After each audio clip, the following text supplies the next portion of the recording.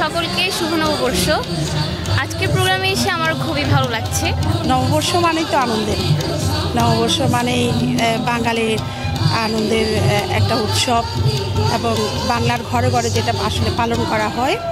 তো আমি একজন বাঙালি হিসেবে আমরা ঠিক বিভিন্ন রকম উৎসবের মাধ্যমে আমরা নববর্ষটা পালন করি। আমরা চাই কক্সবাজারের সমস্ত সংগঠনগুলো একসাথে নিয়ে ঐক্যবদ্ধভাবে আমরা যাতে কাজ করতে পারি, সেই আয়োজনের ভিত্তিতে আজকে আমরা এটা এতটুকু মোটামুটি সামান্য আর কি যতটুকু পেরেছি ততটুকু আয়োজন করেছি, যাতে দল মত নির্বিশেষে সবাইকে নিয়ে ঐক্যবদ্ধভাবে সুন্দরভাবে আগামীর পথ চলা সুন্দর করতে পারি। আমি আজকে গাড়ি পারফরমেন্স করেছি, নববর্ষ খুব ভালো কেটেছে। উদীচীর প্রোগ্রামে আসলাম গোলদিঘিতে, ভালোই কাটছে।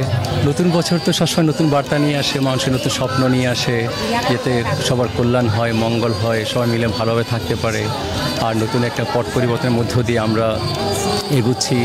তো নতুনভাবে সবাই স্বপ্ন দেখছে, তো এই স্বপ্ন আসলে সবাইকে যেন ছুঁয়ে যায়।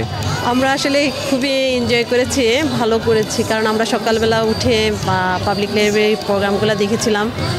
কক্সবাজারের বিভিন্ন সংগঠনগুলো, ওরা ছোট ছোট শিশুরা আপনার নাচ গান ছিল, বৈশাখী, ওখানে আমরা কি বেশ আনন্দ করেছিলাম। বিকেলে এই উদীচীর প্রোগ্রামে অংশগ্রহণ করলাম।